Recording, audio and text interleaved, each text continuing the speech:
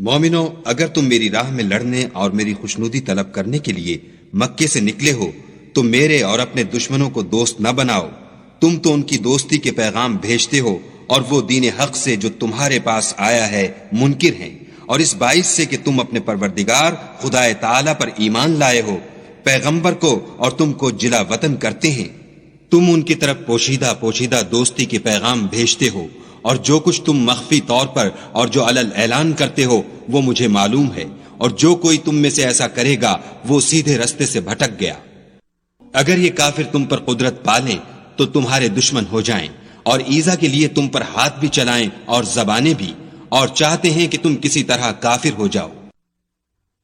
قیامت کے دن نہ تمہارے رشتے ناتے کام آئیں گے اور نہ اولاد. اس روز وہی تم میں فیصلہ کرے گا، اور جو کچھ تم کرتے ہو خدا اس کو دیکھتا ہے.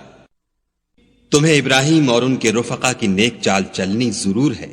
جب انہوں نے اپنی قوم کے لوگوں سے کہا کہ ہم تم سے اور ان بتوں سے جن کو تم خدا کے سوا پوجتے ہو بے تعلق ہیں، اور تمہارے معبودوں کے کبھی قائل نہیں ہو سکتے، اور جب تک تم خدا واحد پر ایمان نہ لاؤ ہم میں تم میں ہمیشہ کھلم کھلا عداوت اور دشمنی رہے گی. ہاں، ابراہیم نے اپنے باپ سے یہ ضرور کہا کہ میں آپ کے لیے مغفرت مانگوں گا، اور میں خدا کے سامنے آپ کے بارے میں کسی چیز کا کچھ اختیار نہیں رکھتا. اے ہمارے پروردگار، تجھی پر ہمارا بھروسہ ہے اور تیری ہی طرف ہم رجوع کرتے ہیں، اور تیرے ہی حضور میں ہمیں لوٹ کر آنا ہے.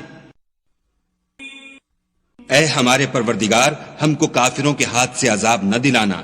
اور اے پروردگار ہمارے ہمیں معاف فرما، بے شک تو غالب حکمت والا ہے.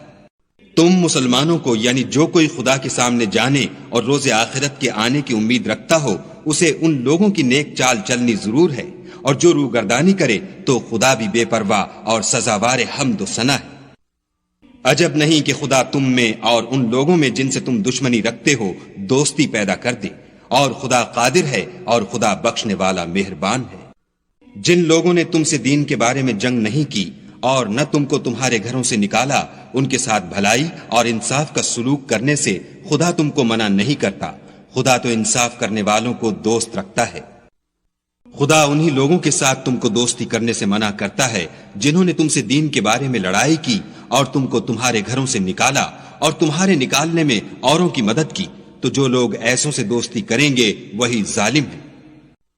مومنو، جب تمہارے پاس مومن عورتیں وطن چھوڑ کر آئیں تو ان کی آزمائش کر لو، اور خدا تو ان کے ایمان کو خوب جانتا ہے. سو اگر تم کو معلوم ہو کہ مومن ہیں تو ان کو کفار کے پاس واپس نہ بھیجو کہ نہ یہ ان کو حلال ہیں اور نہ وہ ان کو جائز، اور جو کچھ انہوں نے ان پر خرچ کیا ہو وہ ان کو دے دو، اور تم پر کچھ گناہ نہیں کہ ان عورتوں کو مہر دے کر ان سے نکاح کر لو. اور کافر عورتوں کی ناموس کو قبضے میں نہ رکھو، یعنی کفار کو واپس دے دو، اور جو کچھ تم نے ان پر خرچ کیا ہو تم ان سے طلب کر لو، اور جو کچھ انہوں نے اپنی عورتوں پر خرچ کیا ہو وہ تم سے طلب کر لیں. یہ خدا کا حکم ہے جو تم میں فیصلہ کیے دیتا ہے، اور خدا جاننے والا حکمت والا ہے.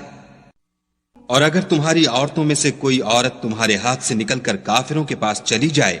اور اس کا مہر وصول نہ ہوا ہو، پھر تم ان سے جنگ کرو اور ان سے تم کو غنیمت ہاتھ لگے تو جن کی عورتیں چلی گئی ہیں ان کو اس مال میں سے اتنا دے دو جتنا انہوں نے خرچ کیا تھا، اور خدا سے جس پر تم ایمان لائے ہو ڈرو. اے پیغمبر صلی اللہ علیہ وآلہ وسلم، جب تمہارے پاس مومن عورتیں اس بات پر بیعت کرنے کو آئیں کہ خدا کے ساتھ نہ تو شرک کریں گی، نہ چوری کریں گی، نہ بدکاری کریں گی، نہ اپنی اولاد کو قتل کریں گی، نہ اپنے ہاتھ پاؤں میں کوئی بہتان باندھ لائیں گی، نہ نیک کاموں میں تمہاری نافرمانی کریں گی، تو ان سے بیعت لے لو اور ان کے لیے خدا سے بخشش مانگو، بے شک خدا بخشنے والا مہربان ہے. مومنوں، ان لوگوں سے جن پر خدا غصے ہوا ہے دوستی نہ کرو، کیونکہ جس طرح کافروں کو مردوں کے جی اٹھنے کی امید نہیں، اسی طرح ان لوگوں کو بھی آخرت کے آنے کی امید نہیں.